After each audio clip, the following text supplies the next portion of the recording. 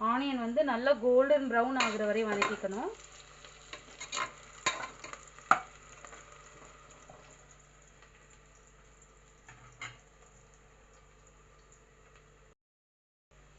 பாருங்க, ஆனியன் வந்து golden brown ஆகிட்டு இருக்கு.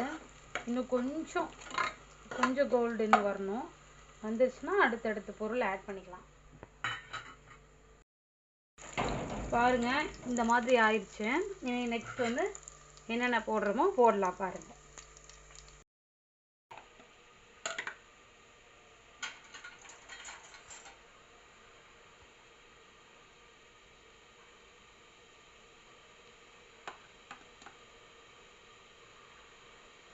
ரெண்டு ஸ்பூன் இஞ்சி பூண்டு பேஸ்ட் ஆட் பண்ணியிருக்கேன். நீங்கள் எவ்வளோ பேருக்கு, நான் வந்து 4 பேருக்கு செய்கிறேன். உங்களோட அளவு பார்த்துட்டு அதுக்கு தகுந்த ரேஷியோ போட்டுக்கலாம். இஞ்சி பூண்டு போட்டோன்னே வந்து நல்லா மிக்ஸ் பண்ணுங்க.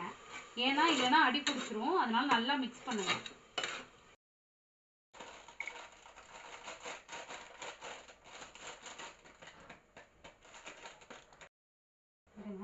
மிளகாத்தூள் ஆட் பண்ண போகிறோம் guys.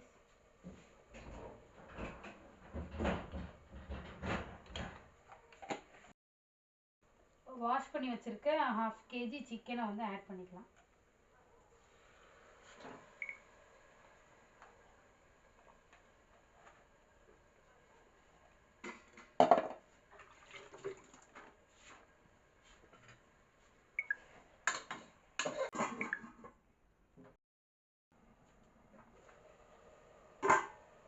guys, இப்போ வந்து curd ஆட் பண்ணிக்கலாம் வாங்க. நான் வந்து 2 ஸ்பூன் curd வந்து ஆட் பண்றேன். ஃப்ளேவர் நல்லா கொடுக்கும், அதனால தான்.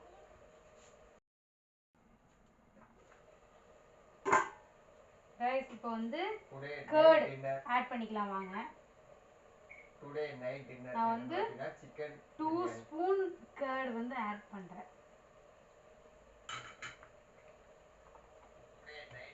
ஃப்ளேவர் நல்லா கொடுக்கும், அதனால தான். மிக்ஸ் பண்ணிட்டு திரும்பவும் அகைன் மூடி வச்சிருங்க. அப்போதான் ஃப்ளேவர் நல்லா கிடைக்கும்.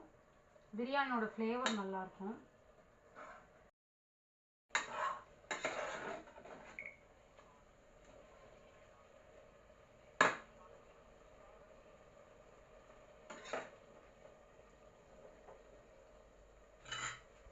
இப்போ அளவு சால்ட் வந்து ஆட் பண்ணிக்கலாம்.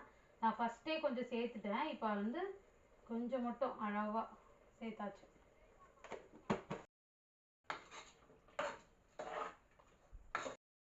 இருக்கிற அரிசியை வந்து ஆட் பண்ணிடலாம்.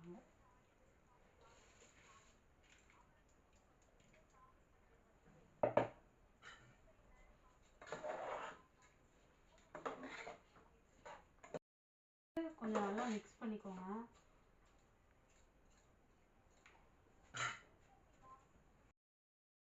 இப்போ தேவையான அளவு வாட்டர் ஆட் பண்ணிக்கலாம்.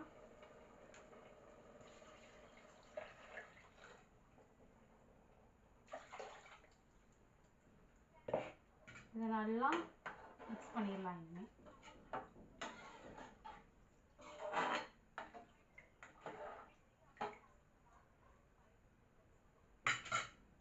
ஒரு 1/2 லெமன் எடுத்திருக்கேன். லைட்டாக அதில் ஸ்பீஸ் பண்ணி விட்டுக்கலாம். இப்போ லைட்டாக சால்ட்டு இதெல்லாம் மட்டும் கரெக்டாக இருக்கான்னு டேஸ்ட் பண்ணிக்கோங்க.